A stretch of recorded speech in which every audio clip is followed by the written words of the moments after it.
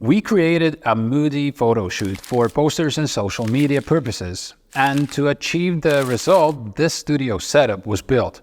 My name is Mikus, and in this video I will explain what gear and how it was used to make this dramatic look. Plus share some tips and tricks that you can implement in your future photos and videos.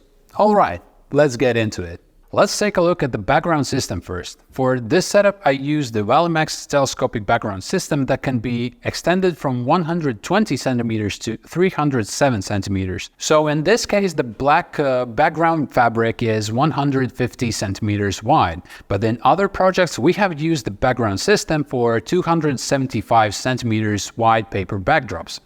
I will list the gear used for this setup in the description, so you can take a closer look at it later. To create the look, 3 light fixtures were used, basically a 3-point lighting setup. Now, I will explain the placement of the lights, and later I will tell you all about the lights themselves. On the right side, there is a key light with a 60 centimeter parabolic softbox, so the light wouldn't be too harsh.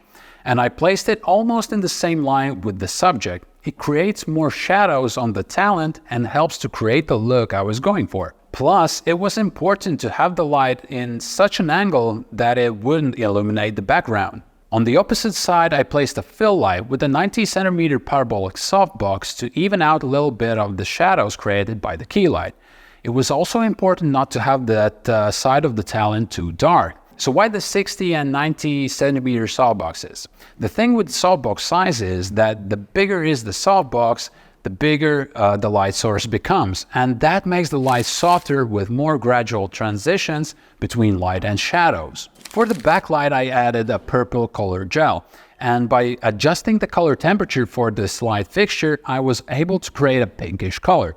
The backlight helps to separate the subject from the background and adds a three-dimensional feeling to the scene. Usually I don't use much diffusion for backlights, and this case was no different. I placed a sheet of white baking paper in front of the light just to soften it a bit. Here are a couple of things that could be done differently, but that would also lead to different results. For example, the placement of the key light. With changing the placement for the key light, it changes the way the subject is lit and the form and amount of shadows. Also, it would be possible to create a similar look with just 2 lights. We could replace the fill light with a reflector like this 5-in-1 reflector and let the light coming from the key light bounce against the reflector and fill in the shadows. Now about the lights I used for this setup.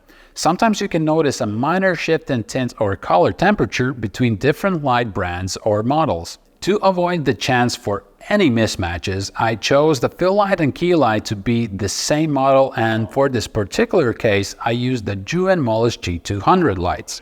From the tests I have done in the past, these lights seem to have a really good quality output.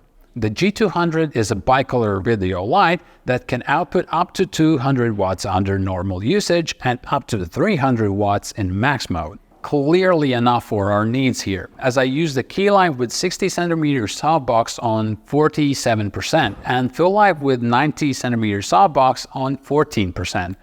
The backlight is Zhiyun X100, a bicolor portable 100-watt light. Actually, this light is really handy, and not just for studio work, but also when traveling or creating content outdoors, because it can be equipped with a special battery.